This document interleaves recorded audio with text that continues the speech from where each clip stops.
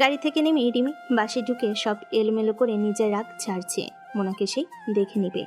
এই জবটা সে ছাড়তে চাইছে না। মোটা অঙ্কের বেতন পাই এখানে। অন্যদিকে জুয়েলকে আজ নিজের দলে আনতে চেয়েও পায়নি। জুয়েলের জব করবে না তা ইমরানকে জানিয়েছে। যেখানে মোনা আছে সেখানে ইমোশন থাকবেই, নিজ থেকে ইমরানকে জানিয়েছে। ইমরান আরেকটা কোম্পানিতে রেফার করেছে জুয়েলকে। জুয়েলের এই উদ্যোগটা বেশ মনে ধরেছে ইমরানের। মুখ ফুটে না বলেও সে নিজেও চেয়েছে জুয়েল না থাকুক, থাকলেও অন্য ব্যবস্থা করত। রিমি ইমরানের অতীত জেনে ফোন দিয়েছে কাকনকে। মোনার অবস্থা নাজেহাল করে তবে সে শান্তি পাবে। কাকন ফোন রিসিভ করতে নিজের দুরভি সন্ধিমূলক কল্পনা বলল। মনোযোগ দিয়ে ওপাশ থেকে সব শুনে কাকন জানালো সে সাহায্য করতে রাজি। রিমি সঙ্গী পেয়ে আমোদিত। মাথায় যত দুষ্টু পরিকল্পনা সব সাজিয়ে নিল। গাড়ি গেট পেরোতেই বাড়ির পাশটা ঝলমলে রোশনাইতে রাঙানো। গাড়ি থেকে নেমে বাড়ির সকলের সাথে ভেতরে প্রবেশ করতেই দেখতে পেল লিভিং এরিয়াতে অতিথিদের সমাগম। মোনা বিস্মিত হলো। রিক্তা সালমা এগিয়ে এলো। সালমা জড়িয়ে ধরে কপালে চুমু দিয়ে বলল, তোকে অনেকদিন ধরে দেখতে আসবো করে সময় পাচ্ছি না। জামাই ফোন করে বলার পর সাথে সাথে চলে এলাম আমরা। তো চাচ্চুও আসছে রাস্তায়। রিক্তাও আদর করছে। মোনা এখনও বুঝতে পারছে না এত অতিথির কারণ। ঈশান সোফায় বসে থাকা অতিথিদের সাথে কোলাকুলি করছে। উৎসব মুখর পরিবেশ। ইমরান নয়ন বাইরে এখনো। আইরিন এগিয়ে এলো, মোনার হাত ধরে সবার মাঝে নিয়ে এলো। সবাইকে পরিচয় করিয়ে দিয়ে বলল, এই হচ্ছে আমাদের মোনা, খান সাহেবের বউ। এই বাড়ির সদর দরজার চাবি। আইরিনের দিকে তাকালো হাসি মুখে। কি সুন্দর সম্বোধন। একজন পৌরা এগিয়ে এসে মোনাকে জড়িয়ে ধরে বলল, আমগো ইমনের বউ। আইরিন প্রতি উত্তরে বলল, হ খালা, সুন্দর না? হয় তয় কচি পাইলি কোনে এমন বউ লইয়া যামু লগে কইরা। তুষি বাধা দিয়ে বলে, ইস, সাহস কত বুড়ির! ভাবিরে নিতে দিলেই তো নেবা। তোমার ফোন দি বুঝি না, আমারেও নিছে না। নিয়া তুমি গোবর ধরাইছো। ভাবি জীবনও এই বুড়ির বাড়ি যাবা না। তোমার হাতে মাটির চুলা লাপাবে, গোবর ধরাবে। ভাগ্যিস আপাজি আমাকে উদ্ধার করেছিল, নয়তো বুড়ির সব কাম আমাকে দিয়ে করাতো। রোকেয়া অভিমান করে বলে, ও আইরেন, ইস্তুর বউটার চোপা বেশি। আমি তো গ্যারামের কাম শিখাইতেছিলাম। আরও কয়েকজন এসে মোনার সাথে পরিচিত হলো। এর মাঝে ইমরান ভেতরে প্রবেশ করতে সকলে সালাম দিয়ে দাঁড়িয়ে পড়ল। পুরুষরা গোলাগুলি করছে। খালা ছুটে এসে জড়িয়ে ধরল। ফুপু সিঁড়িতে নামছে ইস্তিয়াকের সাহায্য নিয়ে। ইমরানকে পেয়ে আত্মহারা। এক পাশে ফুপু, অন্য পাশে খালা। দুজনকে জড়িয়ে ধরে ইমরান প্রশ্ন করল, ভালো আছো তোমরা? এতদিন পর ছেলেকে পেয়ে দুজনই আবেগে আপ্লুত হয়ে কাঁদছে। কেউ ইমরানের মায়ের কথা বলছে তো কেউ বাবার কথা। কিছুটা আবেগে ভাসল ইমরান নিজেও। লিভিং এরিয়া জুড়ে নীরবতা। সকলকে সামলে ইমরান বলে উঠল, বসো তোমরা, আর কাঁদতে হবে না। সময় চলে যায় তো। বাবা মায়ের জন্য কাঁদছো, আমার বয়স কম হয়েছে। দুদিন পর দেখবে আমিও থাকবো না। সব জল একসাথে ফেলে দিবে নাকি? বড় চাচা এসে ইমরানের কাঁধে হাত দিয়ে বলল, আল্লাহ তোকে সুস্থ রাখুক, বাঁচিয়ে রাখুক সবার জন্য। কি বলিস এসব? ছেলেটা ছোট, সবে বিয়ে করলি, ওসব কথা মাথায় আনবে না। মাসফি আসফি সবে এসে চাচাকে জড়িয়ে ধরল। বইরা এসে পরিচিত হলো। মোনার সাথে পরিচয় পর্ব শেষ হলো। আইরিন মোনাকে আড়ালে ডেকে বলল, আগামীকাল তোদের রিসেপশনটা ইমরান সেরে ফেলতে চাচ্ছে মোনা, তাই এত আয়োজন। মোনা স্তব্ধ হয়ে তাকিয়ে রইল। বাবাকে ছাড়া রিসেপশন? এরা কি করে পারছে? নিজেদের কথাই ভাবলো। চোখগুলো টলমল করে উঠল। মোনাকে কি একটিবারও জিজ্ঞেস করার প্রয়োজন অনুভব করলো না। ভেতরটা কষ্টে হু হু করে উঠল। মাথা কাত করে নিজের রুমের দিকে পা বাড়ালো। কেন যেন সব কিছু তিতকুটে লাগছে। আজ প্রথমবার মনে হলো এরা কেউ আপন নয়। কিসের আনন্দ এদের! ঈশান ছুটে এসে মায়ের হাত ধরে টেনে নিয়ে গেল সবার মাঝে। এরই মাঝে ইমরান পোশাক ছেড়েছে, সোফায় এসে বসল। সাদা পাঞ্জাবিতে ইমরানকে মধ্যবয়স্ক সুপুরুষ লাগছে। মোনার পরনে এখনও জামদানি শাড়ি। মাসফি এবং আশফির স্ত্রী দুজন খুব মনোযোগের সহিত মোনাকে দেখছে। কি মুগ্ধ লাগছে। পরনে মায়ের সবুজ জামদানি। আজকের দিনটাতে মোনা নিচে সংগ্রহের জামদানি পরেছে। আশফির স্ত্রী বলে উঠল, চাচি যান, ওখানে দাঁড়িয়ে কেন? আসুন বসুন। ডাক শুনে মোনা স্বয়ম্বিত ফিরে ভাবলো চাচি যান, কত বড় ডাক। চুপচাপ মোনা বসলো। সালমা, রিক্তা সবাই গল্পে মাতোয়ারা।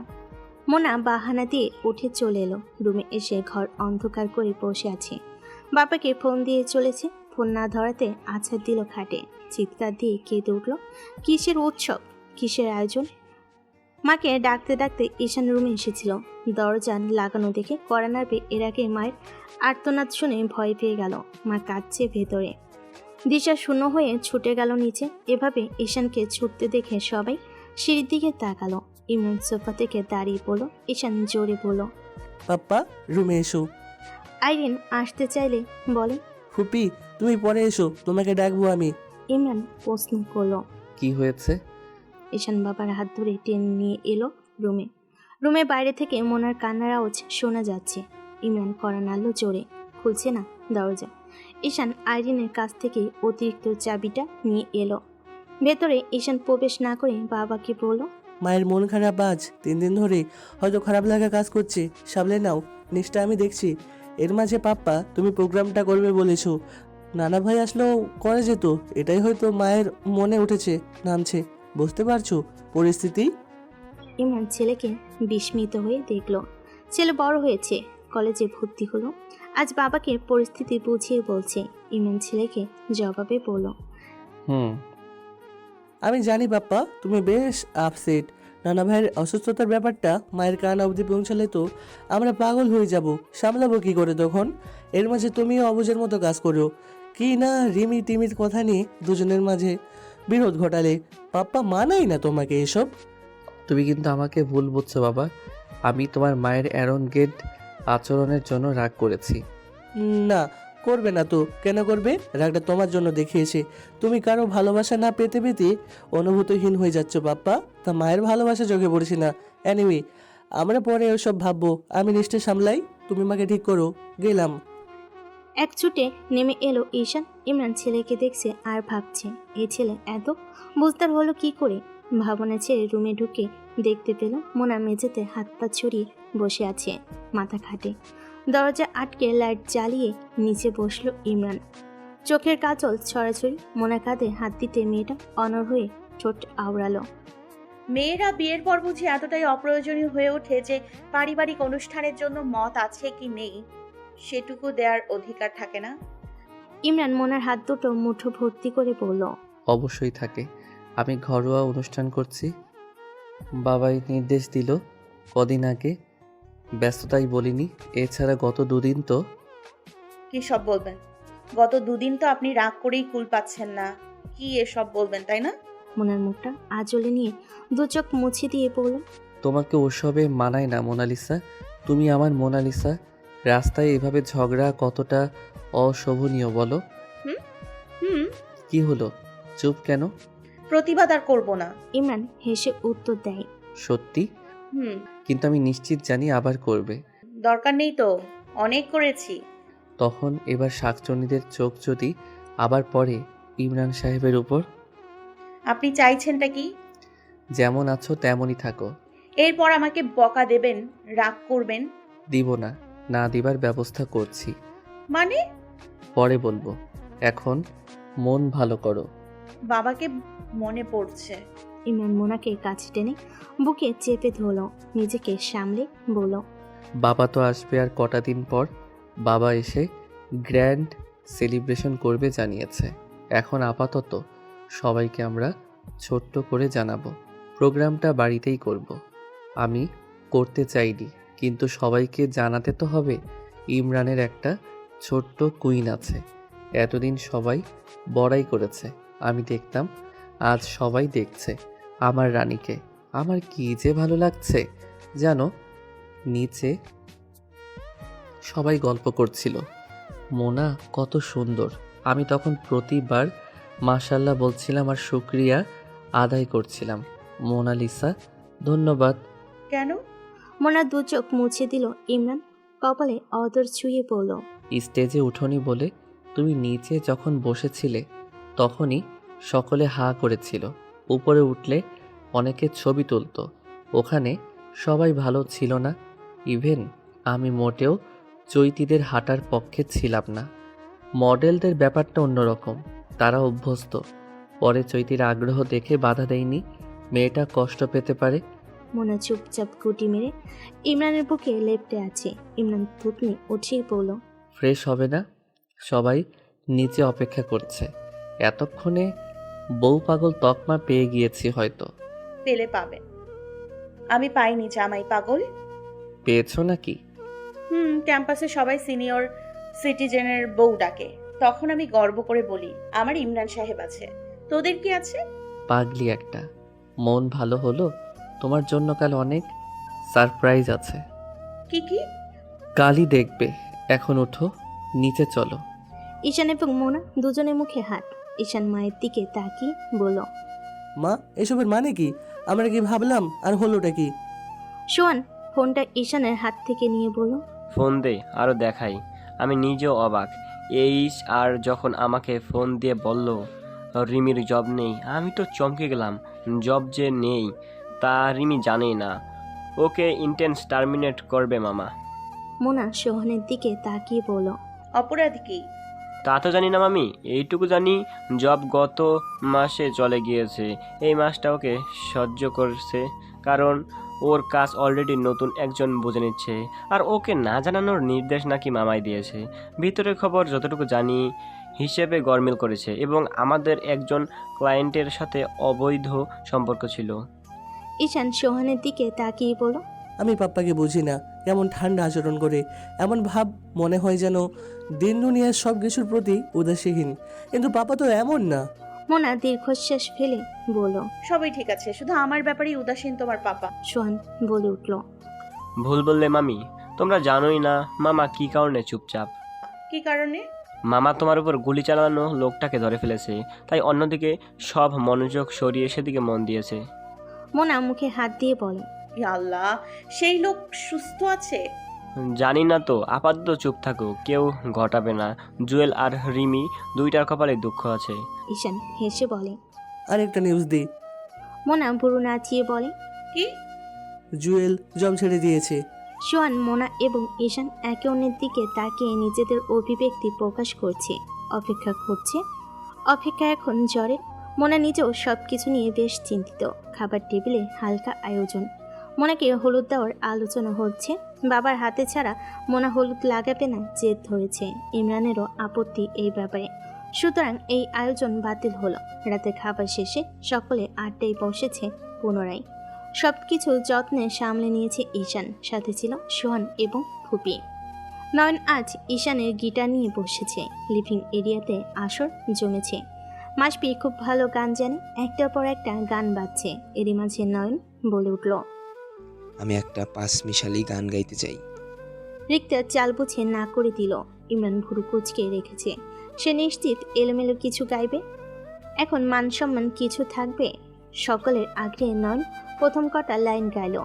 রসিক দিল কা জ্বালা, ওই লাল কুর্তা ওলা, দিলে বড় জ্বালা রে পাঞ্জাবে ওলা, মাইনসে বলে তারে কালারে কালা, আমরা এর কাছে লাগে কত যে ভালা, কালা গলার মালা, ওই লাল কুর্তা ওলা, দিলে বড় জ্বালা রে পাঞ্জাবে ওলা। ঈশান কপাল চাপড়াচ্ছে। 32টা দাঁত দেখিয়ে নয়ন বলে আরেকটা গান গায়। বাকিরা কেউ গানে ভাবার্থ বুঝতে না পারলো। মোনা সোহান, ঈশান এবং ইমরান সব বুঝতে পারছে নয়নের পরবর্তী গান। ওরে কালা চান তোমার লাগি মন করে আনচান, আরে ওরে কালা চান একান বাটার পান খাইয়া যান। আশফি হঠাৎ বলে উঠল, নয়ন আঙ্কেল, আপনার কি কালো রং অনেক পছন্দের? ওহ অনেক। আরে বেটা শুন, আরেকটা গাই। কালো জলে কুসকা তলে ডুবলো সনাতন, আচ্চারানা কালচারানা পাই যে সুদর্শন। নয়ন আশফিকে থামিয়ে বলে। মোনার ধমক খেয়ে নয়ন থেমে গেল। সবাই মোনার দিকে বড় বড় চোখ করে তাকিয়ে আছে। মোনা মামার দিকে তাকিয়ে বলল, তুমি কি মনে করো তুমি সুন্দর হয়ে একেবারে সব উদ্ধার করেছো? মামি, তোমার বরকে বলো আমার বরের পেছনে যেন না লাগে, সারাক্ষণ শুধু কালা কুলা গায়। নয়ন মুখ ভেঙচি দিয়ে বলে, ইস নিজে ডাকিস না ব্ল্যাক ডায়মন্ড। ঠিকই তো, হীরাই তো ইমরান সাহেব। ইমরান মোনার দিকে চোখ তুলে তাকিয়ে মুচকি মুচকি হাসছে। নয়ন প্রত্যুত্তর করলো, সাথে কালাও বলিস। আমি আমার স্বামীকে যা খুশি বলবো, তুমি বলবা না। তুমি দেখছো আয়নায় তোমাকে কেমন লাগে? সাদা মুরগি লাগে। পুরুষ মানুষ কালো না হলে সুন্দর আছে। আমার বাপও কালো, জামাইও কালো। ছেলেটা একটু শ্যামবর্ণ আমার মতো, সমস্যা নেই। তুমি ফর্সা সুন্দরের বংশ নিয়ে বসে থাকো। মামা ভাগ্নির তর্ক দেখে বাকিরা মুখ লুকিয়ে হাসছে। ইমরান মাথা নিয়ে ঠোঁট কামড়ে হাসছে। এদিকে বাড়ির বাচ্চাগুলো হেসে লুটুপুটি খাচ্ছে। ইমরান এক পর্যায়ে গলা খাকারি দিয়ে বলল, ঠিক আছে, থামো তোমরা। নয়ন চুপ থাক। ধন্যবাদ এত সুন্দর গানের জন্য। তোর গানের টেস্ট দুর্দান্ত। Everyone put your hands together for Nayan. সকলে হাততালি দিচ্ছে। নয়ন মুখ ভেঙচি দিয়ে বলল, পুষ্কে বউ দিয়ে অপমান করালি না, মনে রাখিস। ঠিক আছে মামা। প্রথমে খেয়াল করেনি। আচমকা নয়ন বসা থেকে দাঁড়িয়ে পড়ল। তুই আমাকে মামা ডাকলি? আমার রাতটা দিন হয়ে গেল রে। দিনটা জ্বলছে তারার মতো। আহ, কি আনন্দ আকাশে বাতাসে। ইমরান হাসতে হাসতে বলে, থাম, রাতে তারা থাকে, দিনে না। খুনসুটিতে ভরে উঠেছে লিভিং এরিয়া। মোনা ফুপু শাশুড়ি মোনাকে পাশে বসিয়ে গল্প করছে। আচমকা খালা শাশুড়ি মোনার পেটে হাত দিয়ে বলল, ও বউ, বিয়ার তো 2 মাস হইল, কোনো খবর আসেনি? মোনা পেটের দিকে তাকিয়ে দেখে ওনার হাত লজ্জায় লাল হয়ে গিয়েছে। পাশের সোফায় ছিল ইমরান, বেচারা হক চুকিয়ে গেল। ফুপু ইমরানের দিকে ফিরে বলল, ও বাপ, দেরি করস কেন? বয়স তো দেখছস তোর, অনেকটা পোলা মাইয়া হইলে তো তাড়াতাড়ি পাইল্লা দিতে পারবি, শরীরে শক্তি থাকতে থাকতে। চুলে পাকন ধরছে তোর, বইয়ের বয়স তো কম, নিয়া ফেল একটা বাচ্চা। ইমরান জমে গিয়েছে। ঈশান বাবার দিকে তাকিয়ে লজ্জা পেয়ে উঠে গেল। ইমরান না পারছে উঠে যেতে, না পারছে খালাকে প্রতি উত্তর করতে। আইরিন ভাইয়ের এমন অবস্থা দেখে বলল, ইমন, চা কফি কিছু খাবি? বোনের দিকে তাকিয়ে মাথা নাড়ল খাবে না বলে। মোনার কেঁদে দাও বাকি। আরও বড় চাপ ফেলে খালা শাশুড়ি বলে উঠল, এই মাইয়া, তুমি খাও না? শৈলে এক কাডি বস্তু নাই? বিয়া করছো তোমার চাইতে 10 গুণ বড় এক বেড়া মানুষ, জানো না? বেড়া সামলাইতে বেশি খাইতে হয়। এক ম্যাচের কাডির শরীরে নিজের বেড়া খুশি হয়?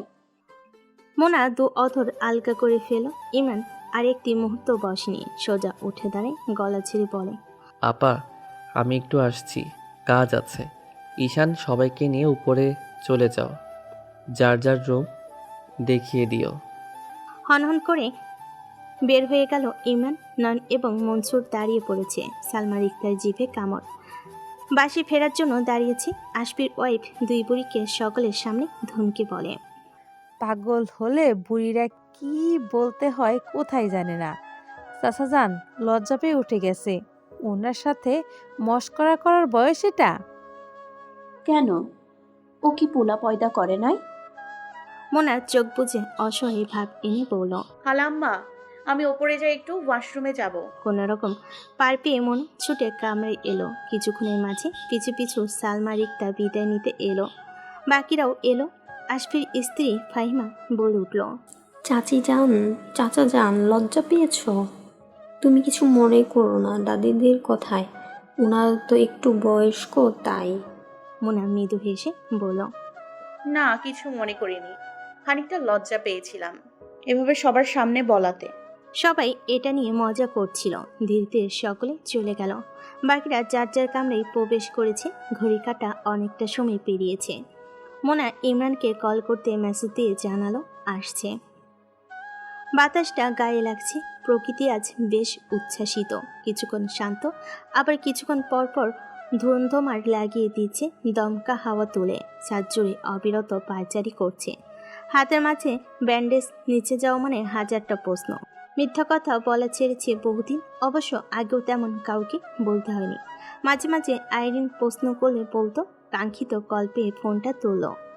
ওপাশ থেকে স্বর এলো, স্যার স্বীকার করেছে যে কাজটা জারিফের কথায় করেনি। আর জারিফ জানেই না এমন কিছু হচ্ছে। জারিফের বাবা এমপি হালদারের নির্দেশে করেছে। পরিকল্পনা ভয়াবহ ছিল। ভাগ্যিস সাইফুল রুট চেঞ্জ করেছিল সেদিন। ওরা লরিতে আগুন দিতে হাসপাতালে একদিনের বেশি থাকলে ম্যাডাম এবং ঈশানের ওপর আবার আক্রমণ করত। ঠিক আছে, ওর অপরাধের রেকর্ড কেমন? কন্ট্রাক্টে কাজ করে, যে যত দিবে তার জন্য তত নিখুঁত কাজ করবে। এক কথায় এমপি ডান হাত। তবে রেপ কেস আছে অনেক। পরিবারে কে কে আছে? বউ আছে, ছেলে আছে, ওই দুইটা আরো শয়তান। ছেলেটাও ড্রাগ ডিলার আর বউ তো বাজারের মাস্তানি। ছেলে আর বউকে চোখে চোখে রাখো। ওর হাত দুটো কেটে দাও আর জিভটা ফেলে দাও। রেপের ব্যাপারে প্রমাণ আছে? ওপাশে কলদাতা কেঁপে উঠল। স্যারের কি পারবে না? না মানে বেঁধে রাখো, আমি আসছি। সামান্য একটা কাজ দিয়েছি, ওটাও পারবে না? করিনি তো কখনো। স্যার চেষ্টা করছি, আপনার আশা লাগবে না। তোমার অবস্থা দেখে তো মনে হচ্ছে প্যান্ট ভিজিয়ে ফেলেছ। সরি স্যার, পারবো। লাগবে না, আমি লোক পাঠাচ্ছি। Okay sir. ইমরান ফোন রেখে সজীবকে ফোন দিল। আসসালামু আলাইকুম স্যার। ওয়ালাইকুম আসসালাম। জগনকে তবারক বেঁধে রেখেছে, হাত আর জিভটা ফেলে দিবে। রেপ কেস আছে নাকি? প্রমাণ যদি পাও আমার আদেশের জন্য অপেক্ষা করো না, কাজটা সেরে ফেলবে। জি স্যার। সংযোগ বিচ্ছিন্ন হলো। ফোনে মিসড কল উঠে আছে। নিচে নেমে আসলো। সকামরাই প্রবেশ করতেই দেখতে পেল মোনা ঘুমে আচ্ছন্ন। সারাদিনের ক্লান্তি হয়তো চেপে বসেছে। একটু স্বস্তি পেল যে এখন আর প্রশ্ন করবে না। ফ্রেশ হয়ে গায়ের পাঞ্জাবিটা খুলে সোফায় বসলো। ঘড়িতে 12:30। মেসেঞ্জারে টুংটাং শব্দ হতে ফোন সাইলেন্ট করে দিল। পাশে মোনার ঘুম ভেঙে যায় যদি। বন্ধুদের গ্রুপের সবাইকে আগামীকালকের জন্য ইনভাইট করেছে, আসবে বলে জানিয়েছে বন্ধুরা। তৌসিফ, জাহির, রঞ্জন মজা করছে। অনন্যা মেসেজে সকলের উপস্থিতিতে ইমরানকে প্রশ্ন করলো, ইমরান, জুয়েলকে চেনো? ইমরান অবাক হলো না। জুয়েলের সেই খবর প্রথম দিনই জেনেছে, তাই নিশ্চিতভাবে জবাব দিল, জুয়েল আমার দেওরের ফ্রেন্ড। জানি। ব্যাপারটা শুধু খারাপ দেখায়, তবু একটু নিশ্চিত হয়ে নিও। জুয়েলের সাথে কি মোনার সম্পর্ক আছে? শুনলাম 2 বছর ছিল। অনেকেই তো বিয়ের পরও থাকে।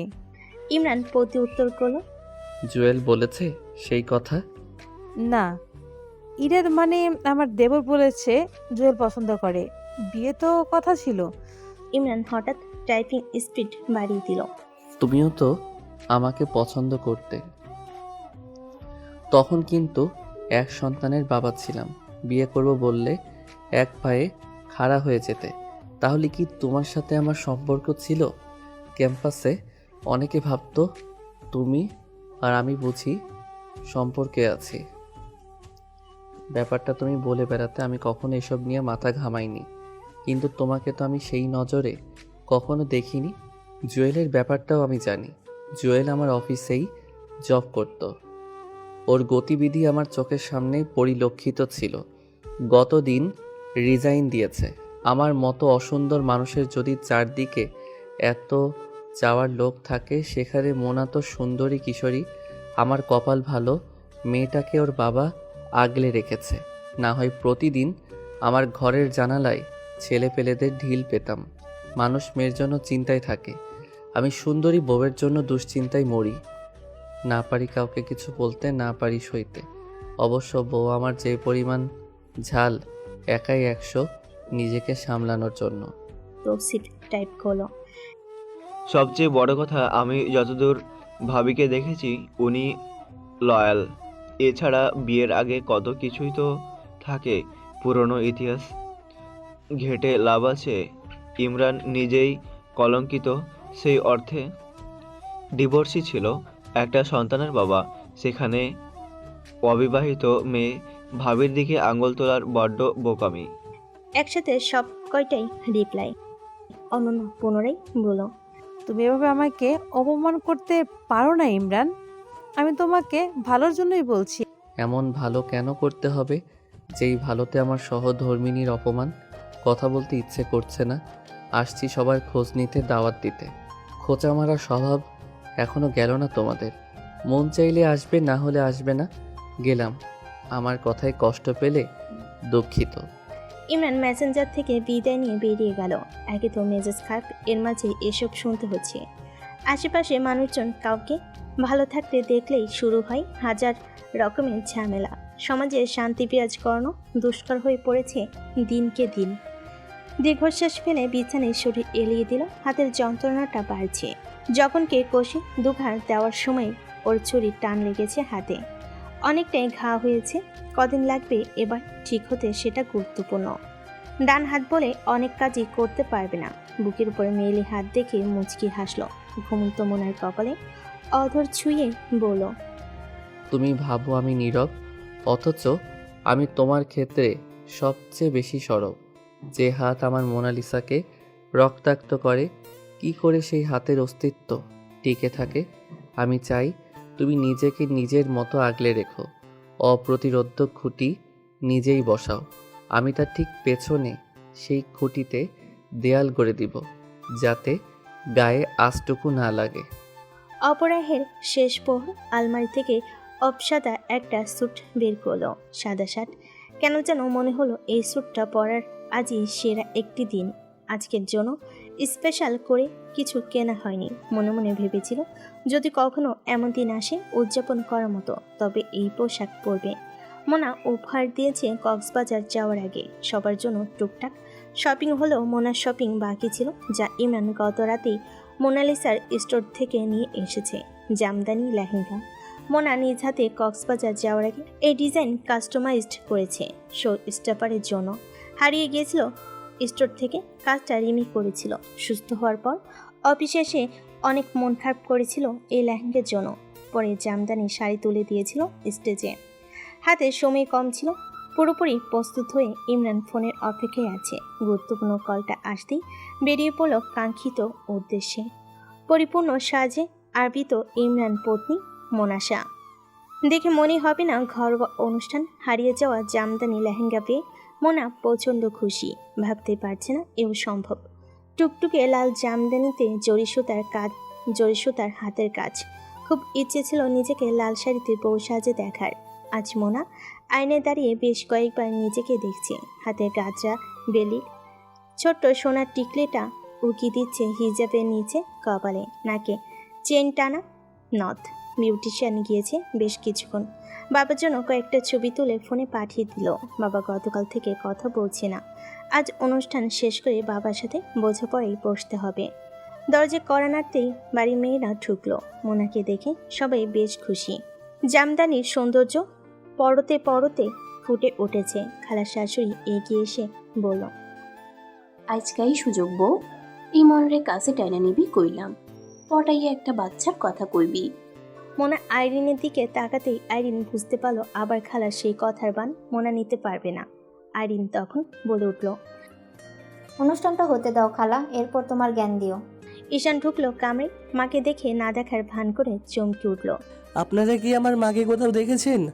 সামান্তা বলে উঠল, ডম ডং কম কর, তুই নিজে মাকে চিনতে পারছিস না? ঈশান মায়ের কাছে এসে বলে,